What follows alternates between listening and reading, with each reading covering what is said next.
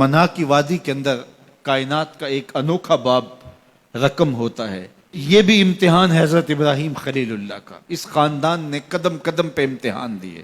پہلے اولاد نہیں ہے، یہ صدمہ سہا. پھر اولاد ہوئی تو کہا وادی غیر ذی زرع میں چھوڑا. اللہ کا حکم مانا اور وہیں اپنی اولاد کو اور اپنی زوجہ کو چھوڑ چلے آئے. فلسطین میں آ کے آباد ہو گئے. فلما بلغ ماہ السعی، قرآن بتاتا جب وہ چلنے کے قابل ہوئے. ایک روایت میں 7 سال 8 سال یا 9 سال عمر. بعض نے بلغہ سے بلوغت کی عمر مراد لی ہے. اب حکم ہوتا ہے جاؤ ملاؤ. لیکن یار میں جدہ گیا تو وہاں ایک دوست کے ہاں ٹھہرا تو اس گھر کے اندر کھلونوں کی بوریاں تھیں. تو میں نے اس کو کہا کہ آپ یہ کوئی کاروبار کرتے ہیں؟ تو اس کا دوست بھی تھا ساتھ. تو وہ مسکرا کے کہنے لگا کہ یہ کاروبار نہیں کرتا، بڑی دیر کے بعد اللہ نے اس کو بیٹا دیا ہے. تو اب یہ پاکستان جا رہا ہے تو جب بھی بازار جاتا ہے 10-20 کھلونے خرید لاتا ہے. تو یہ کتنی بوریاں کھلونوں کی بھر گئی ہیں تو یہ بک کروائے گا، ایسے تو نہیں اتنے جا سکتے. تو یار اتنے عرصے کے بعد بیٹا ہوا اور باپ ملنے جا رہا ہے تو اس نے کھلونے جمع کیے. لیکن یہ کیسا باپ ہے جس کو حکم ہوتا ہے اتنے طویل عرصے کے بعد بیٹے کو ملنے جا رہے ہو، ایک چھری لے لو، ایک رسی لے لو. یار ان کے نام باقی ہیں تو یوں ہی باقی نہیں ہیں. امتحان کتنے بڑے تھے. کہا جاؤ لیکن ہاتھ میں رسی لے جاؤ، ہاتھ میں چھری لے جاؤ. حضرت خلیل اللہ پہنچتے ہیں، اپنی زوجہ سے ملے اور کہا بیٹے کو تیار کر دو، دوست کی دعوت پہ جانا ہے. مانگ سجا دی جاتی ہے، بیٹے کو نئے کپڑے پہنا دیے جاتے ہیں. اللہ اکبر.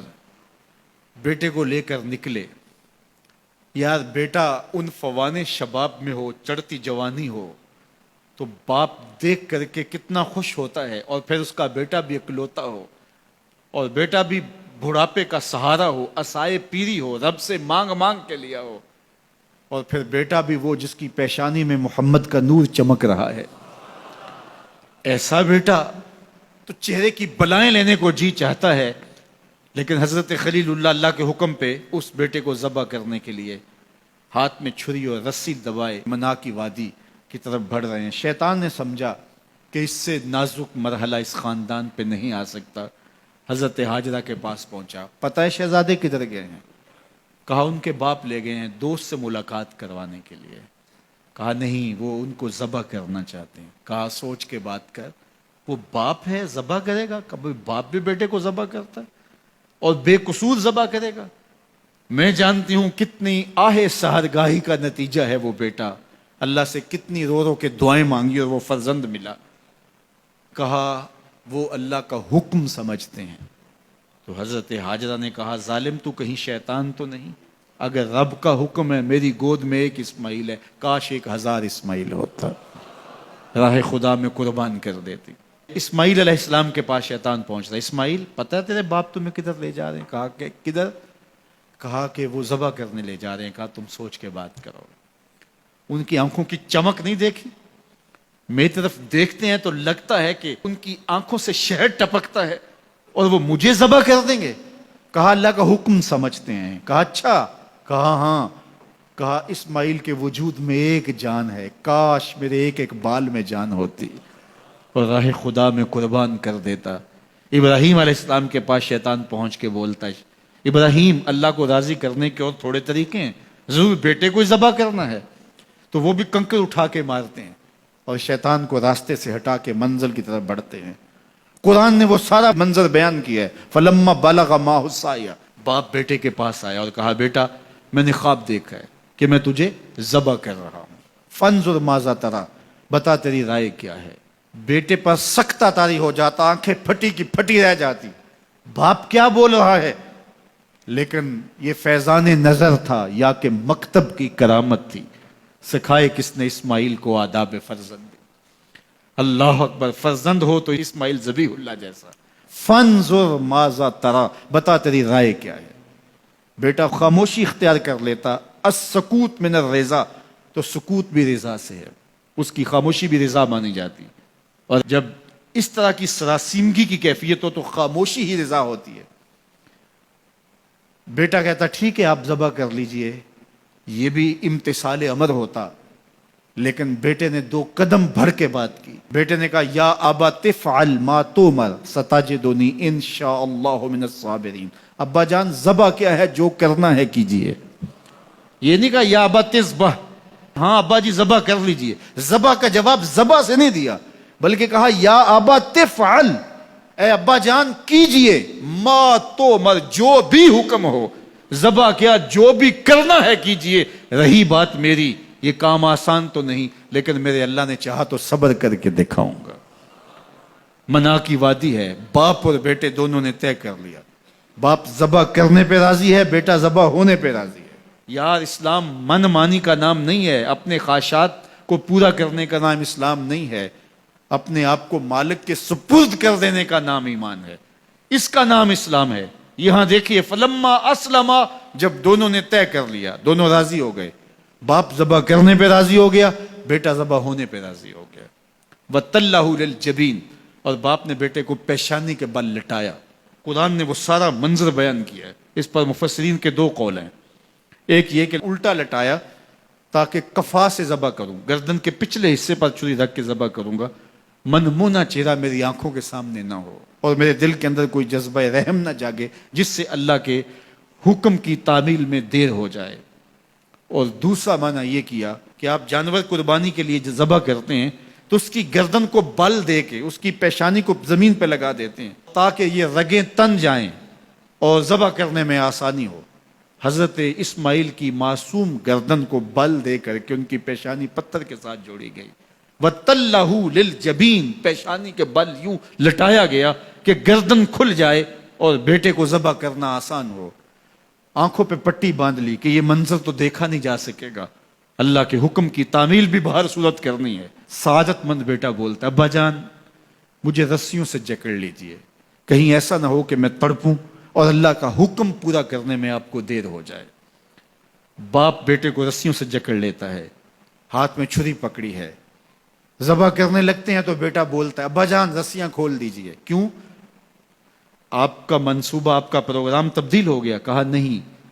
تو پھر کیوں رسیاں کھولوں؟ کہا کہیں ایسا نہ ہو کہ کل کا مورخ لکھے کہ باپ ذبح کرنا چاہتا تھا، بیٹا ہونا نہیں چاہتا تھا، باپ نے باندھ کے کیا. کھول دیجئے، نہیں تڑپوں گا. رسیاں کھل جاتی ہیں. بیٹا پیشانی کے بل لٹایا ہوا ہے، ہاتھ میں چھری پکڑی ہے، منا کی وادی ہے، کارکنان قضاء و قدر کی چیخیں نکل رہی ہیں، حوریں تھرا رہی ہیں، زمانہ کانپ رہا ہے، منا کی وادیوں پر تھر تھراہٹ ہے. مالک قیامت آنے والی ہے. فرشتے بھی پوچھ رہے ہیں کہ مالک کیا ہونے والا ہے. کہا تم کہتے تھے انسان کو پیدا کر رہا ہے، سجدے تو ہم کریں گے، ذرا میرے بندے کی ادا تو دیکھو، ذرا میرے بندے کا انداز محبت تو دیکھو، میری فرما برداری، انقیاد امر اور اطاعت اور امتثال امر کی مثال تو دیکھو، ذرا دیکھو میرا بندہ میرے حکم کی تعمیل کیسے کر رہا ہے. اللہ اکبر.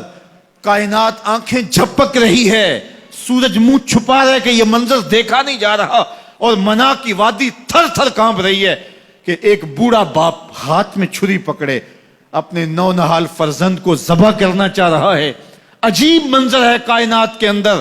حضرت ابراہیم آگے بڑھے، بیٹے کی گردن پہ چھری رکھی اور پوری قوت کے ساتھ چھری کو جنبش دی.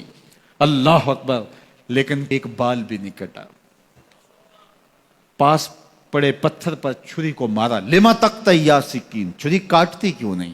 تو چھری نے آواز دیا الخلیل یامرنی والجلیل ینہانی، خلیل مجھے کاٹنے کا کہتا ہے، رب جلیل کہتا ہے خبردار ایک بال بھی کاٹا تھا. کہا چھری تیرا کام تو کاٹنا ہوتا ہے. کہا حضرت آگ کا کام بھی تو جلانا تھا، جس نے آگ کو جلانے سے روکا تھا آج اس نے مجھے کاٹنے سے روک دیا. اس کا یہ مفہوم بھی نکالا جا سکتا تھا کہ میں نے تو چھری چلا دی، اب چھری نے کچھ نہیں کیا تو میرا کیا قصور. اللہ اکبر. دوبارہ چھری تیز کی اور حلق پر چھری کی نوک رکھی اور اپنا سارا وزن ڈال دیا. گردن کٹ گئی، خون بہنے لگا اور دل میں تھا کہ اتنا بڑا کام جو میں نے کر لیا. لیکن جب پٹی کھولی تو دیکھا منظر بدلا ہوا ہے. جس کو بیٹا سمجھ کے ذبح کیا وہ بیٹا نہیں تھا، دمبا تھا.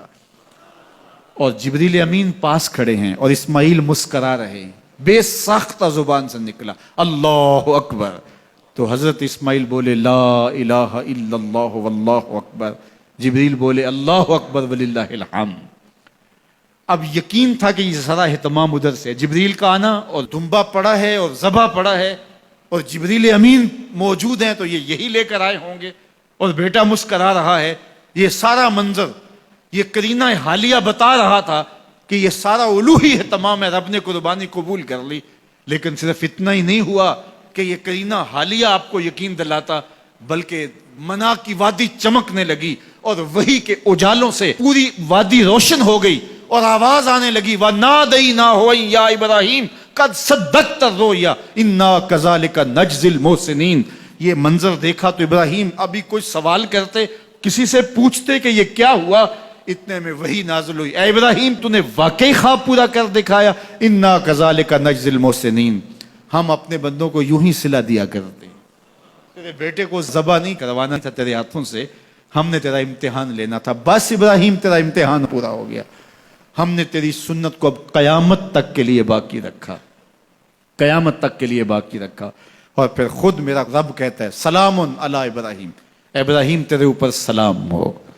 اللہ اکبر۔ منا کی وادی کے اندر حج کے موقع پر 40 لاکھ حجاج ہیں، تو کچھ شیوخ عرب کے اور باقی عمرا مخیر سعادت مند لوگ 100 قربانیاں بھی پیش کرتے ہیں، تو کروڑوں قربانیاں منا کی وادی میں ذبح ہو رہی ہوتی ہیں اور حدود حرم میں، اور بے ساختہ زبان پہ نکلتا ہے سلام علی ابراہیم۔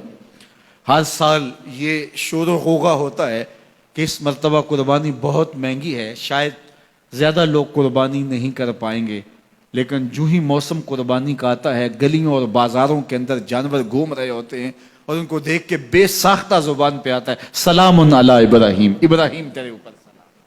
تو یہ کتنا بڑا امتحان تھا، کتنی بڑی آزمائش تھی، لیکن اس آزمائش سے سرخرو نکلے، نمبر بھی پورے 100 حاصل کیے، کامیاب اور بامراد اور کامگار ہوئے۔ آج ہمیں اس سنت کو باقی رکھ کر کے ہمیں وہ یاد تازہ کی جا رہی ہے کہ میرے ایسے بندے کہ جو میرے حکم پہ اپنی سب سے عزیز چیز بھی قربان کرنے سے گریز نہیں کیا کرتے۔